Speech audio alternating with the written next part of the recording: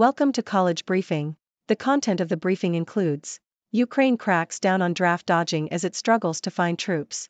Climate solutions are debatable, but science is inescapable. Ivani Jim scores 21 points and number 23 Gonzaga women down Cal 78-70 in overtime. Does the American dream foster inequality? UNLV gunman was unemployed professor who had 150 rounds of ammunition and a target list, police say.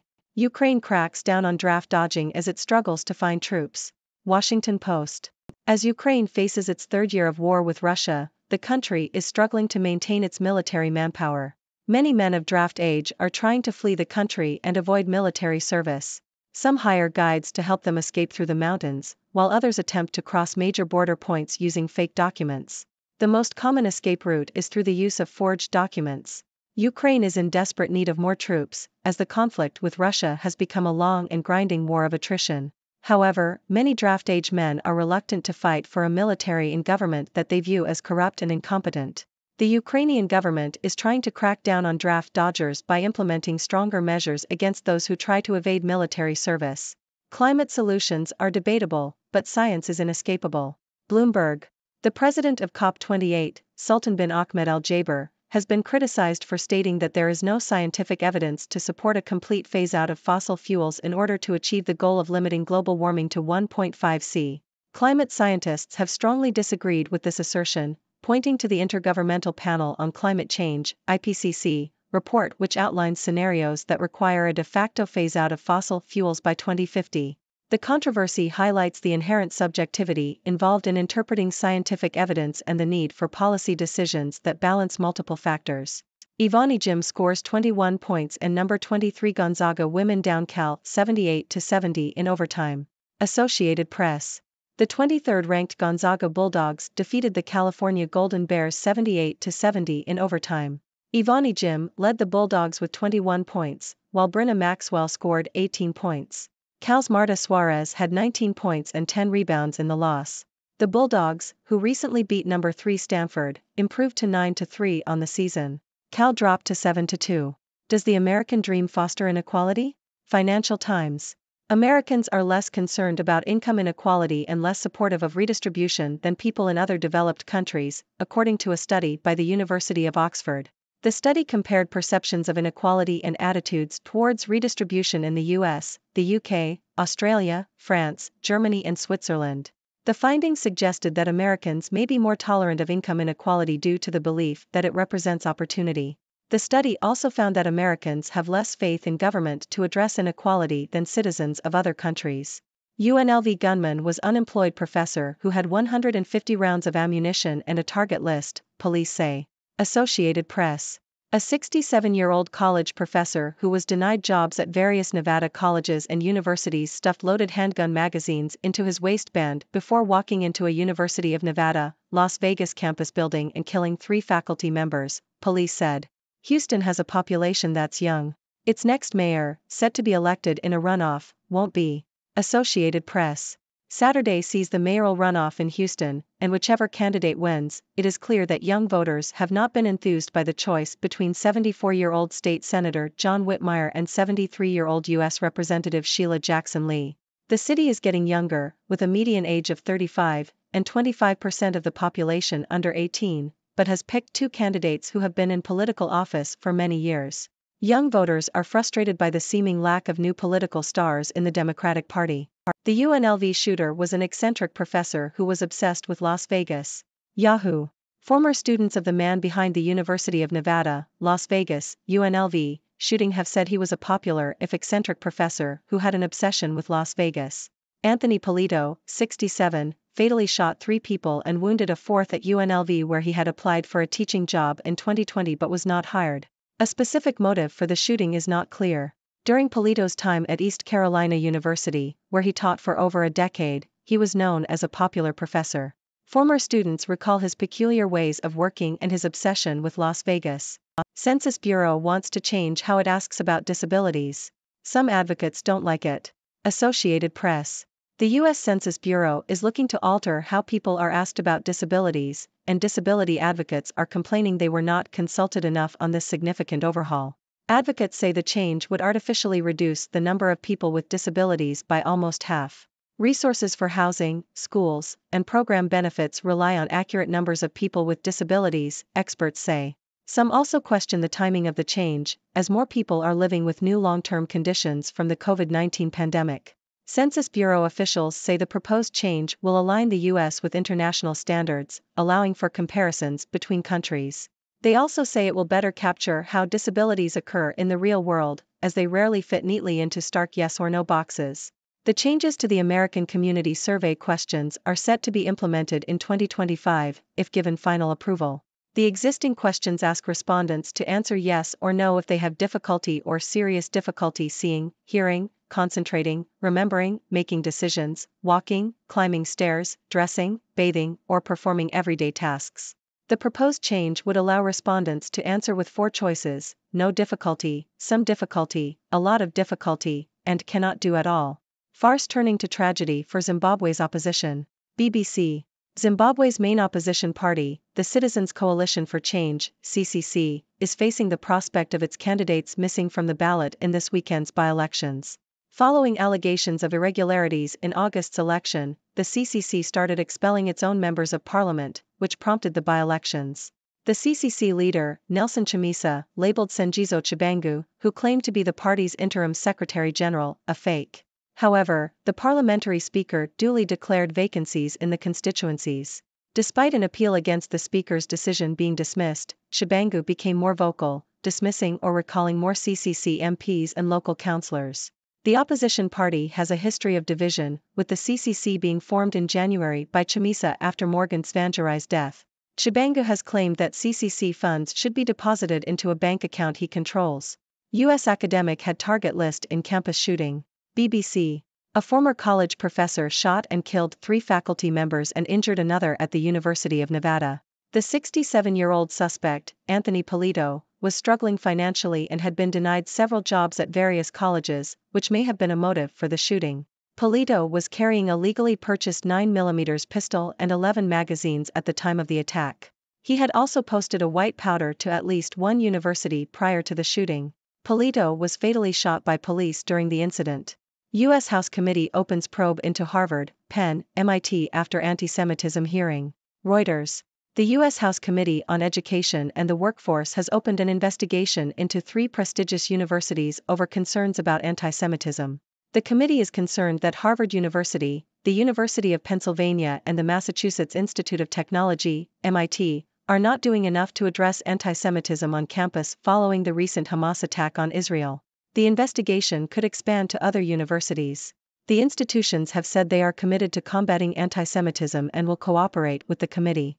The investigation follows dissatisfaction with the testimony of the university's presidents about addressing anti-Semitism. Hate on campus. Telegraph. The University of Bristol has pledged £10 million to address racial inequalities after a review into its links to the historical slave trade. However, concerns have been raised about the university's response to anti-Semitism, particularly following a comment made by one of its emeritus professors calling for someone to blow up a venue hosting a conference by the Jewish labor movement. There is evidence of anti-Semitism spreading unchecked on British campuses, leading to fear among Jewish students and a rise in anti-Semitic incidents. The article argues that universities cannot be trusted to act decisively against anti-Semitism and suggests that the government or regulator should impose penalties on those who fail to address hate.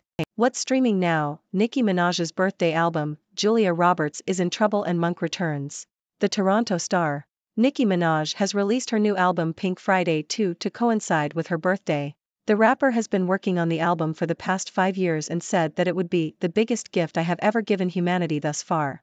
Minaj's debut album, Pink Friday, was released in 2010. Classic rock band Blue Oyster Cult is celebrating its 50th anniversary with a live album, 50th Anniversary Live, First Night, which was recorded at 3 sold-out shows in New York in September 2022. Neil Young has released a new album, Before and After, which features solo acoustic re-recordings of songs from his back catalog. The album also includes a previously unreleased song, If You Got Love. Netflix has added a new teen romance series, My Life with the Walter Boys, which is based on a novel originally published on Wattpad. The 10-part series follows a recently orphaned teenager as she moves to Colorado to live with her mother's best friend and her 10 sons. Tony Shalhoub has reprised his role as private investigator Adrian Monk in Mr. Monk's Last Case, a Monk movie, which premiered on Peacock. UNLV gunman sent letters to 22 university personnel across the U.S. before Wednesday's shooting. Yahoo! The gunman who opened fire at the University of Nevada, Las Vegas, on Wednesday, killing 3 people, mailed letters to 22 various university personnel across the country before the attack, police said Thursday. Kansas State basketball coach Jerome Tang calls on supporters to move forward with love. Yahoo! Kansas State basketball coach Jerome Tang has called on fans to move forward with love after senior forward Naquan Tomlin was dismissed from the team following his disorderly conduct arrest in October.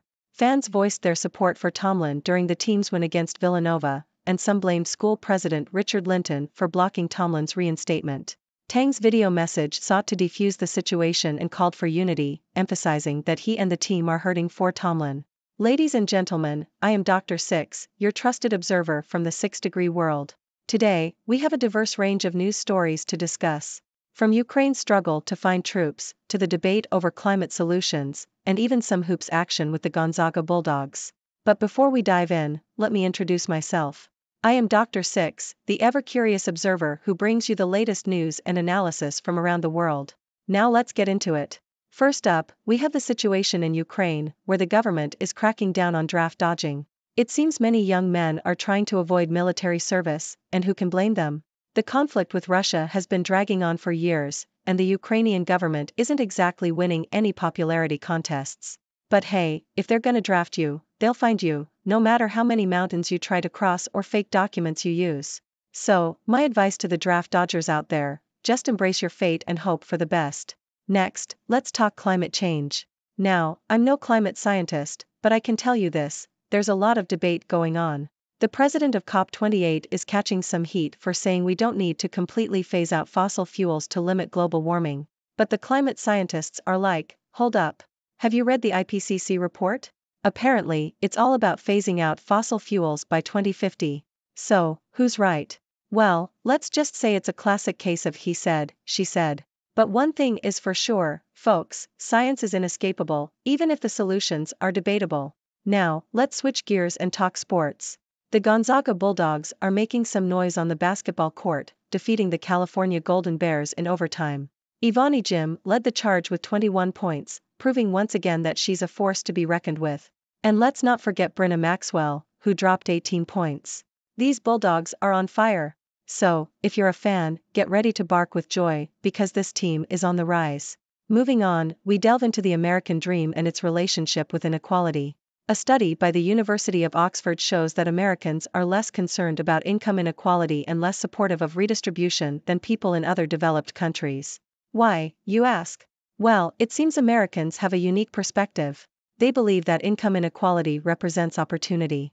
So, instead of fighting for a more equal society, they're embracing the idea that anyone can make it big. Now, whether that's true or not, I'll leave that up to you, my dear viewers. And now, let's address some breaking news.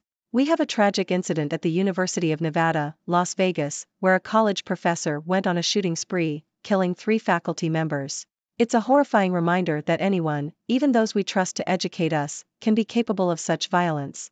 Our hearts go out to the victims and their families, and we hope for healing and justice in the days to come. Now, let's lighten the mood a bit and talk about the mayoral runoff in Houston. It seems young voters are feeling a bit left out, as the 2 candidates are both in their 70s. Come on, Houston, where are the fresh faces and new ideas? The city is getting younger, but the candidates aren't keeping up. Maybe it's time for a political makeover, Houston style. And finally, we have a story about the U.S. Census Bureau wanting to change how it asks about disabilities. But disability advocates are not happy about it, saying it would artificially reduce the number of people with disabilities. They argue that accurate numbers are crucial for allocating resources and providing support. So, let's hope the Census Bureau listens and makes the necessary adjustments. After all, disabilities are not black and white, and neither should be the questions about them. Well, folks, that's all the news we have for today. I hope you enjoyed our little journey through the headlines. And now, it's your turn. What are your thoughts on these stories? Do you have any burning questions or brilliant insights to share? Let's keep the conversation going, because in the 6-degree world, your voice matters. So, hit us up with your thoughts and let's keep exploring the ever-fascinating world around us. Thank you for tuning in, and until next time, stay curious. Thank you for tuning in. The content above showcases the latest briefing reports and analytical synopses, thoughtfully curated by the 6Do team. These insights stem from a wide array of reputable media outlets, think tanks, government sources, and specialized experts worldwide. We encourage you to explore these sources for a comprehensive perspective. Keep in mind that while the content may not always align with the official standpoint of 6Do Brief, it's not meant to be taken as absolute directives for decision-making. Comprising seasoned media professionals, learned scholars, and accomplished scientists, the 6Do team embodies a trailblazing, fully independent media entity. To customize 6Do Brief to meet your professional needs, you have the option to subscribe to a diverse array of briefings on our website, 6dobrief.com. Regardless of your location, you can conveniently receive 6Do Brief via email.